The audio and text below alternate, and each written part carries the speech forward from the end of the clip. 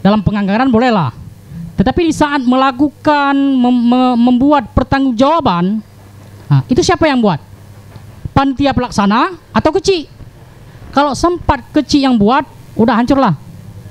Jadi temuan dan aturan-aturan yang ada di Aceh Timur diabaikan.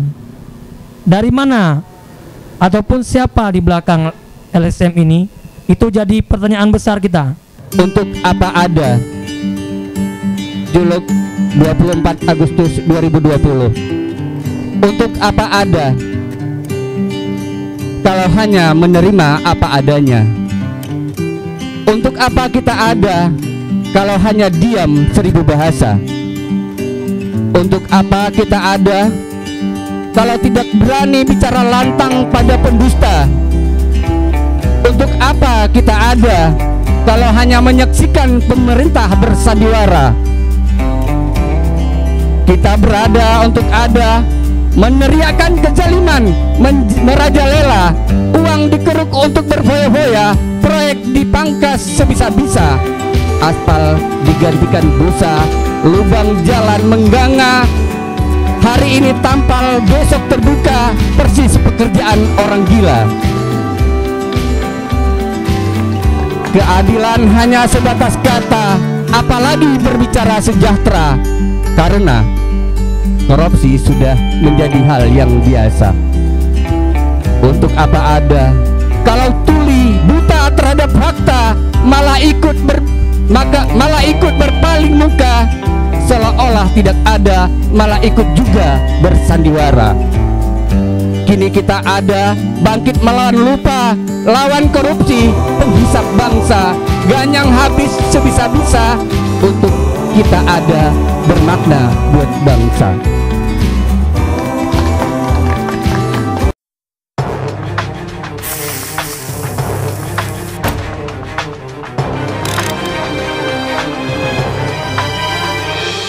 Assalamualaikum warahmatullahi wabarakatuh. Kembali lagi bersama Jufrijan Channel. Kali ini kita akan diskusikan bersama aktivis-aktivis muda Aceh Timur dan pakar-pakar LSM Aceh Timur. Kita sudah duduk bersama di sini menyikapi persoalan tentang adanya BIMTEK yang diadakan di salah satu hotel di Aceh Timur, dan kita lihat bahwa bagaimana pendapat mereka menyikapi persoalan BIMTEK di keadaan COVID-19 ini. Nah, sebelum itu kita akan coba untuk sapa dulu beliau-beliau yang menjadi tokoh-tokoh LSM di Aceh Timur. Pertama Tengku Indra dari LSM Yara. Assalamualaikum Tengku Indra. Waalaikumsalam. Nah, kita sapa Said Maulana dari LSM Ferrari. Assalamualaikum Bang Said. Ya. Waalaikumsalam warahmatullahi wabarakatuh. Sehat Bang ya? Alhamdulillah. Juga ada Bang Haidir nih dari LSM GMPK ya. Nah, assalamualaikum Bang Haidir. Waalaikumsalam Bang Jupri. Ya, juga ada Bang Darwin Eng sebagai aktivis Aceh Timur, sebagai pemerhati sosial ya, sebagai pemerhati sosial di Aceh Timur, Bang Darwin Eng. Assalamualaikum Bang. Waalaikumsalam Bang. Oke, juga kita hadirkan yang sangat bersuara lantang ya dan kritis di Aceh Timur, Bang Roni. Assalamualaikum Bang Roni. Waalaikumsalam dari Faksi ya. Faksi. Dan juga ada dari mana Pak? Dari LSM Laki, Bang Saipul. Assalamualaikum Bang Saipul. Waalaikumsalam Pak Jupri.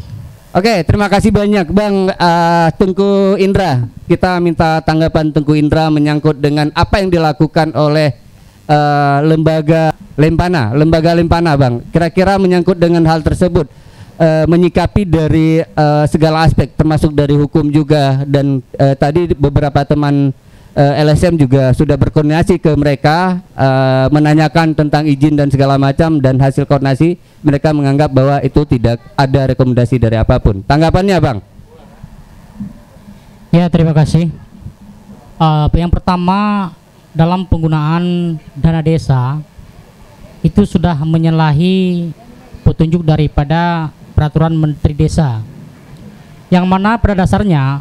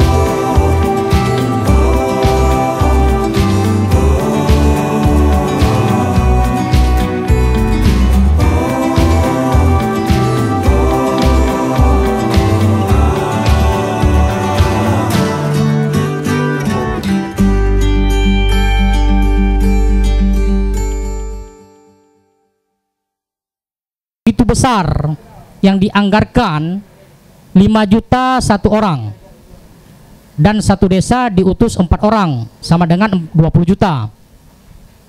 20 juta pelatihan yang dilakukan cuma 8 hari dengan pergantian shift. Nah, di sini dari segi juknis penggunaan dana desa telah menyalahi sebagai bagaimana petunjuk yang pertama.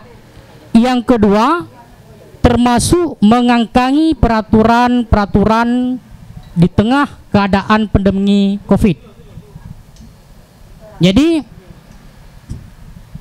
banyak aspek-aspek hukum yang menyalahi dalam kegiatan BIMTEK tersebut. Sekilas gambaran yang dapat saya sampaikan. Oke, makasih Bang Indra, Tengku Indra. Bang Haidir, menyikapi hal tersebut, Bang Haidir, menurut Bang Haidir melihat dari mungkin tadi sudah juga temui pihak DPNA sendiri dan tanggapannya Bang terhadap beberapa kegiatan yang dilakukan oleh mereka, termasuk juga mereka kalau tidak salah tadi menyebutkan bahwa mereka juga tidak mendapatkan rekomendasi dari Mendagri. Tanggapannya Bang? Menurut saya tentang kegiatan BIMTEK yang dilaksanakan oleh salah satu LSM Lampena itu sangatlah janggal, di mana mereka membuat suatu kegiatan event tentang pelatihan perangkat desa tanpa didasari oleh dokumen-dokumen yang lengkap dalam melaksanakan BIMTEK tersebut. Juga tidak didasari ataupun tidak dilakukannya koordinasi dengan unsur Forkopimda, baik itu dari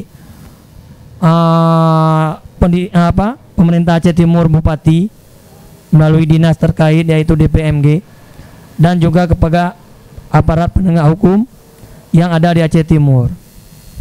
Sangat janggal kegiatan sebesar itu dilaksanakan juga di masa pandemi yang mana semua kegiatan di Aceh Timur untuk dikurangi supaya tidak menyebarnya virus COVID-19. Justru LSM tersebut tanpa berkoordinasi dengan pemerintah daerah melaksanakan kegiatan tersebut. Luar biasa kegiatan dan aturan-aturan yang ada di Aceh Timur diabaikan. Dari mana ataupun siapa di belakang LSM ini, itu jadi pertanyaan besar kita. Karena event ini luar biasa besar, tanpa ada orang di belakang, tanpa ada izin, rekomendasi, bisa dilaksanakan. Patut kita pertanyakan. Demikian tanggapan dari kita. Kira-kira dari GMPK sendiri melihat kondisi seperti itu, apa tindakan ataupun sikap untuk kegiatan tersebut?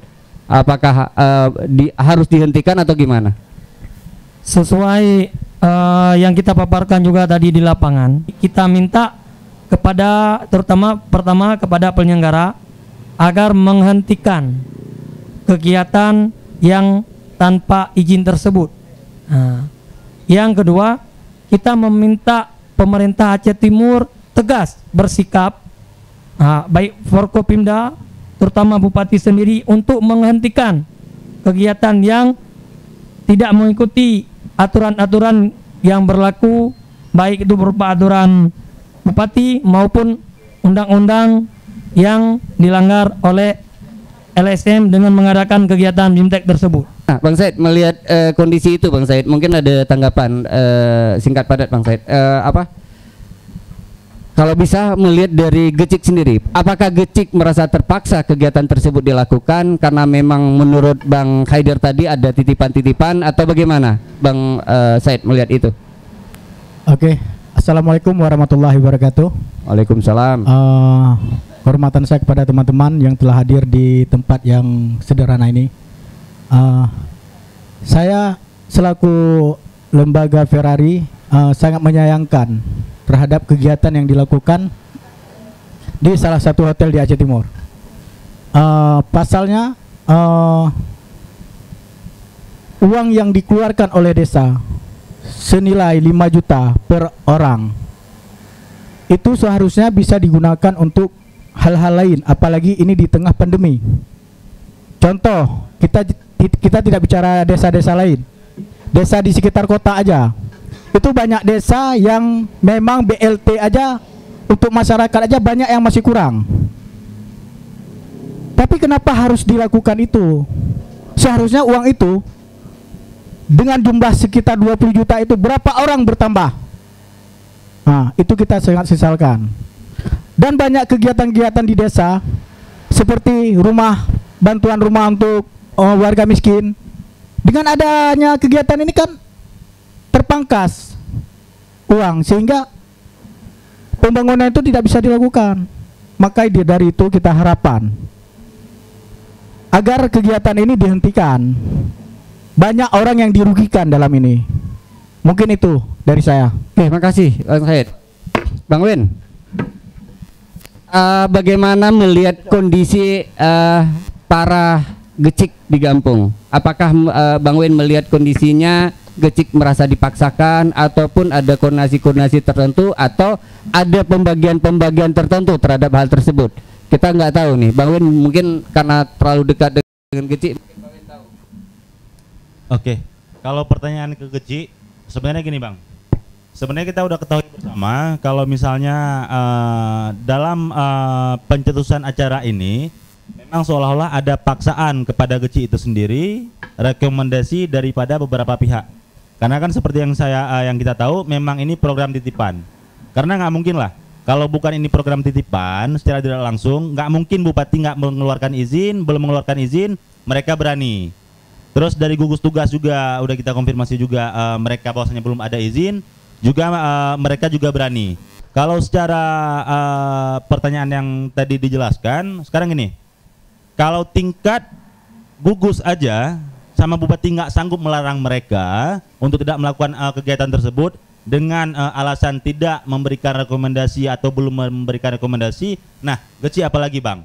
Nah kalau saya lihat di sini tingkat gugus tugas aja nggak berani melarang acara tersebut, bupati sebagai kepala daerah nggak berani melarang acara tersebut, apalagi gecik. Dengan secara tidak langsung kalau menurut saya, pandangan saya jelas gecik tetap ada tekanan. Apalagi kita tahu penganggaran atau sistem pengelolaan dana desa sekarang banyak amburadul Bang, banyak sangat amburadul. Nah dengan secara tidak langsung mungkin ada tekanan dari misalnya instansi terkait A, B, C atau apapun untuk menekan gecik. Nah, apalagi kita lihat sekarang memang sudah jadi buah bibir sih di Aceh Timur bahwasanya memang acara ini gecik ditekan Bang. Oke, Bang Win, karena waktu.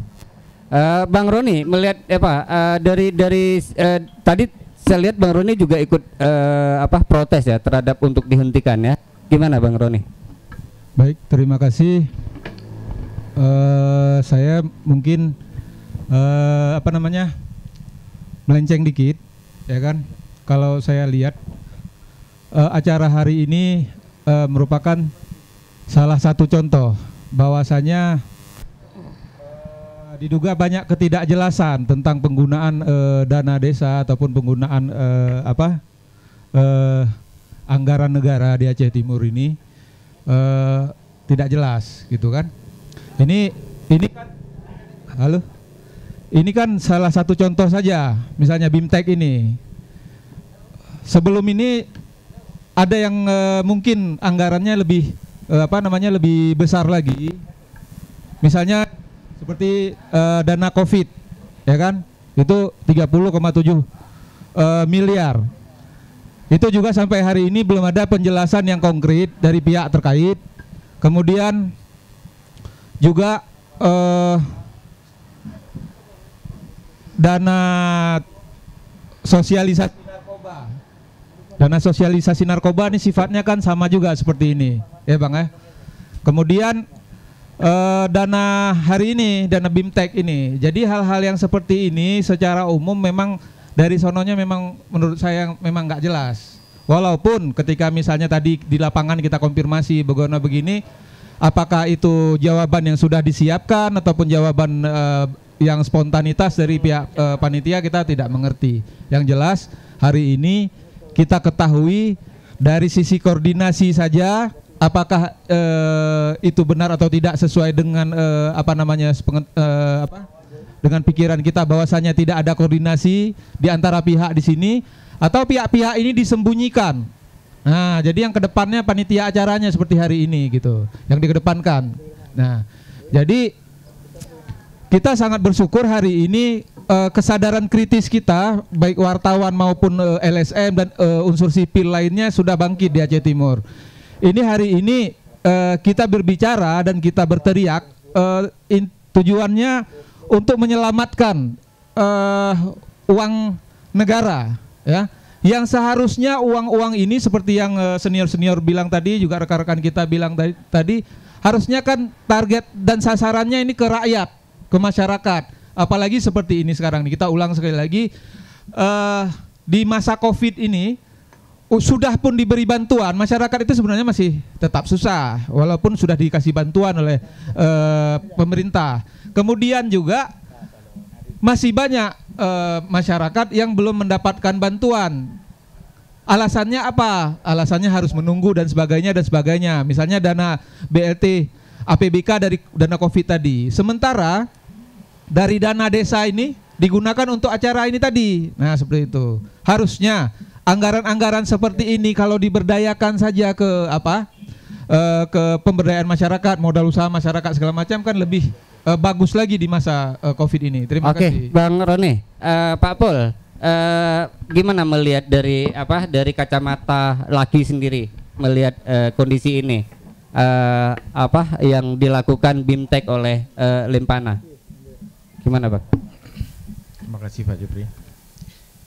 Dalam hal ini Laki melihat, jadi dengan berapa disayangkan anggaran yang dibuat BIMTEK ini terlampau besar. Jadi dalam hal ini kita lihat ini sangat merugikan desa. Yang pertama, anggaran itu besar yang diluncurkan untuk dalam BIMTEK tersebut. Ini kan dana tersebut kan bisa digunakan untuk BLT ataupun untuk rehab rumah yang sangat membutuhkan masyarakat. Jadi dengan dipoya-poya dengan anggaran tersebut dalam mobile BIMTEK ini kan sangat merugikan desa. Udah itu anggaran APBK COVID-19 yang 30,7 ini pun tidak tersesi di desa. Jadi dari hal ini kita melihat dan memantau ini sangat sayang ke desa. Jadi imbasnya desa yang kita lihat memang tidak terisasi bantuan anggaran dari APBK yang 30,7 yang tersebut. Oke, sikap dari Laki sendiri bagaimana terhadap kegiatan itu, Bang? Jadi pada sikap Laki dan pendapat Laki berartinya tidak setuju. Karena tidak setuju, yang pertama ya merugikan desa karena belum tercover. Yang anggaran yang utamakan untuk COVID ini sedangkan sudah dibuat BIMTEK-nya. Jadi Laki tidak setuju, apalagi tidak ada izinnya, ya kan? Tidak ada izin dalam hal membuat BIMTEK tersebut. Oke, Bang. Dari beberapa, Bang ya. Dari beberapa hal tadi yang kita lihat, Bang Said ataupun Bang Tengku Indra, apakah ada dampak walaupun misalnya ini ada izin atau tidak ada izinnya, melihat dari materi yang disajikan, kemudian beberapa permasalahan desa yang kemarin dulu udah kita diskusikan bahwa desa aja sekarang diupahin untuk membuat laporan-laporannya gitu. Nah, melihat dari kondisi BIMTEK itu sendiri, melihat dari pelatihan, melihat dari bimbingan teknis itu sendiri, apakah nanti dengan kegiatan tersebut akan berdampak bahwa desa akan tidak lagi akan mengupahi, desa akan melakukan sendiri untuk kegiatan baik perencanaan, pelaporan dan termasuk pelaporannya. Gimana Bang Indra, Teguh Indra melihat itu? Ya, terima kasih. Kalau dampak dari sisi positif, saya rasa memang tidak ada. Kenapa? karena materi-materi yang disampaikan itu mudah didapat di Google. Tetapi kalau dampak dari segi negatif, nah itu pasti. Kenapa? Pertama, hari ini orang itu menganggarkan 20 juta untuk biaya BIMTEK. Dalam penganggaran bolehlah. Tetapi di saat melakukan membuat pertanggungjawaban, nah, itu siapa yang buat? Panitia pelaksana atau kecil? Kalau sempat kecil yang buat, udah hancurlah. Jadi temuan penyimpangan dana 5 juta biaya BIMTEK untuk satu orang dengan 2 hari, nah, itu sudah terjadi penggelembungan. Nah, itu dampak sisi negatifnya. Jadi semua itu nanti efeknya kembali kepada desa. Nah, sekian. Oke, ini lempar aja nih. Siapa? Bang Id melihat dampaknya, Bang Id. Apa? Gimana kira-kira? Terima kasih. Kalau menurut saya dampak dari kegiatan yang dilakukan ini secara pengetahuan kecil, saya rasa nggak ada, sama saja. Apa yang dilakukan ini seperti Ketua Tungku Putra bilang, sampaikan mudah didapatkan, dan kalau menurut saya juga ini bagian tugas dari pendamping P3MD, itu tugas mereka yang menyampaikan persoalan tentang bimbingan teknis untuk desa. Maka kalau menurut saya dengan anggaran sekian dilakukan selama 2 hari, dampaknya ya seperti disampaikan tadi, sangat tidak efisien di desa. Mungkin Oke, Bang Haidir, melihat dampaknya Bang Haidir. Ya, terima kasih Bung Supri. Dampak dari pelatihan yang dilaksanakan, saya lihat tidak maksimal. Kenapa begitu? Itu kan BIMTEK dengan masa 2 hari, ya isi pembicaraannya paling seputar global, pemanfaatan dana desa.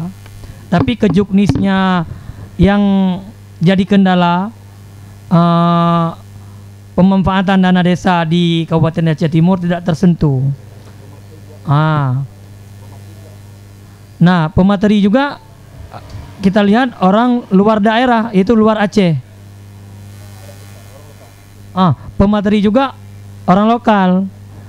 Tanpa melakukan pengkajian, membuat BIMTEK mungkin hasilnya tidak akan maksimal. Maka dari itu, kalau saya lihat kegiatan ini lebih ke menghambur-hamburkan uang di masa yang kondisi yang sangat sulit sekarang ini. Mungkin itu penilaian kita dari GMPK Bung Jufri. Oke, ya Bang Win, gimana melihat dampaknya dari sisi itu Bang Win? Kalau di kita yang dipertanyakan di sini dampak, Bang, sebenarnya gini lah. Ini bukan dampak yang pertama yang perlu ditanyakan. Saya ada jawaban. Enggak, pertanyaan saya dampak. Ya, melihat dampak dari itu kira-kira menurut Bang Win apa gitu kira-kira? Kalau kira-kira? dampaknya Bang, yang jelas ini dampaknya bisa menghancurkan tatanan dana desa itu sendiri. Karena dengan kalau kita melihat di sini yang pertama tutornya, Bang. Tutornya itu dari inspektorat, dari DPMG, dari semua tenaga ahli itu yang dari memang lokal kita, daerah, kabupaten. Memang itu tugas mereka, Bang. Nah, sebenarnya berarti keseharian juga mereka melakukan itu ya. Kenapa harus menggunakan 5 juta ya? 20 juta, ya kan? Mengundang memakai lembaga dari luar daerah, ya kan? Dan tutornya itu juga. Nah, sebenarnya sudah tugas. Nah, di sini sudah tugas inspektorat, DPMG, P3MD, mereka yang selalu mendampingi desa. Apalagi di tingkat desa itu kita ada tim ahli loh, Bang. PLD, tanpa uang juga mereka melakukan itu kan? Juga memang sudah ditugaskan. Nah, pertanyaan saya nih kembali lagi kepada publik, menilai, silahkan menilai sendiri. Ini acara menghabiskan anggaran 20 juta. Apa memang program daripada Pemda itu sendiri untuk foya-foya lah, atau untuk mendekatkan kerja mereka antara Pemda dengan Geci agar lebih bisa mudah olah dan mengolah. Oke, kita kondisikan ke sini, jangan meluas dulu. Kita cukup dengan tema itu, Bang Win. Oke, Bang Roni, melihat dampak dari itu karena waktu ini Bang Makassar ini kan udah 6:30. Jadi kalau saya lihat dampaknya, kalau menurut saya khawatirnya nanti ke depannya ya. Itu dampaknya. Karena apa? Itu uang negara digunakan dengan cara-cara yang enggak jelas. Nah gitu. Nanti takutnya ini kalau misalnya sempat goal cara-cara yang seperti ini, lolos cara-cara yang seperti ini, yang sudah ada juga lolos, ya kan? Jadi kedepannya nanti kalau hari ini mungkin 5 juta seorang, mungkin kedepannya kalau nggak ada yang menyorai ataupun nggak ada yang ngeributin, bisa 50 juta satu orang pihak-pihak yang ada di Aceh Timur ini gitu. Oke, makasih Bang Win. Diskusi kisah singkat ini mungkin cukup bermanfaat bagi pemirsa sekalian. Nah, kalau bisa kita mohon untuk dukung terus Jufrijen Channel agar diskusi-diskusi ini dapat dikembangkan terus untuk bagaimana kita mengkondisikan Aceh Timur agar lebih banyak yang memperhatikan terhadap hal-hal seperti yang ini. Terima kasih semua kawan-kawanku. Mudah-mudahan kita dengan diskusi ini kita tingkatkan terus, dan saran saya untuk terus berkomentar di kolom komentar YouTube kami dan saran-saran untuk ke depan apa yang harus kita diskusikan. Udah cukup. Kita akan diskusikan ke depan. Saya akhiri dengan wabillahi taufiq wal hidayah. Wassalamualaikum warahmatullahi wabarakatuh.